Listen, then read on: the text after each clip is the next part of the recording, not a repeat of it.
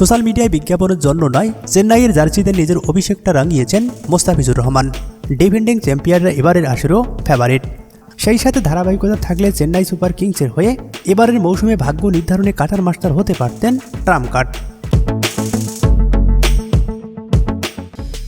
আইপিএলের জন্য বিসিবির কাছে চাওয়া অনাপত্তিপত্রে এই বাঁহাতি পেসারের ছুটি মঞ্জুর করা হয়েছে জিম্বাবুয়ে সিরিজের আগ পর্যন্ত। বিশ্বকাপের প্রস্তুতি হিসাবে জিম্বাবুয়ে সিরিজ নির্ধারিত হওয়ায় মোস্তাফিজের আইপিএল ভবিষ্যৎ এখন অনিশ্চিত।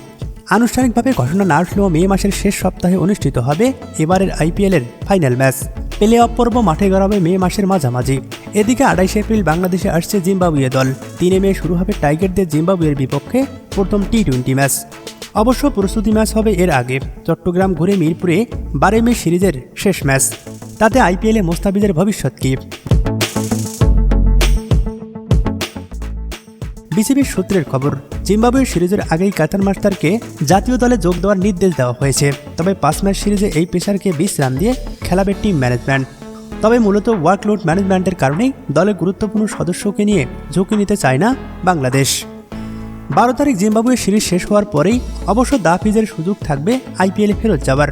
সেখানে অবশ্য বিসিবির ভাবনা ভিন্ন। বিশ্বকাপ খেলতে দেশ ছাড়ার আগে 10 দিন আগে খেলোয়াড়দের পূর্ণ বিশ্রামে রাখার নির্দেশনা দেওয়া হয়েছে। তাই সুযোগ থাকলেও মোস্তাফিজের জন্য আইপিএলে ফেরার সম্ভাবনা একেবারেই নেই। তবে মোস্তাফিজকে নিয়ে ভিন্ন পথে হাঁটতে পারে বিসিবি। একে তো ঘরের মাঠে অপেক্ষাকৃত দুর্বল প্রতিপক্ষ, দ্বিতীয়ত বিশ্বকাপের প্রস্তুতি হওয়ায় টিম ম্যানেজমেন্ট বাজিয়ে দেখতে পারে এই বেঞ্চ শক্তিমত্তা। পাইপলাইনে তানজিম হাসান, সাকিব, হাসান মাহমুদের মতো পেসাররা পর্যাপ্ত ম্যাচ পাচ্ছে না। এই সিরিজে তাদের জন্য হতে পারত নিজেদের প্রমাণ করার মঞ্চ। অন্যদিকে কাটার মাস্টার মোস্তাফিজুর রহমান পেতেন আরও বেশি কম্পিটিটিভ ক্রিকেট খেলার পর্যাপ্ত সুযোগ।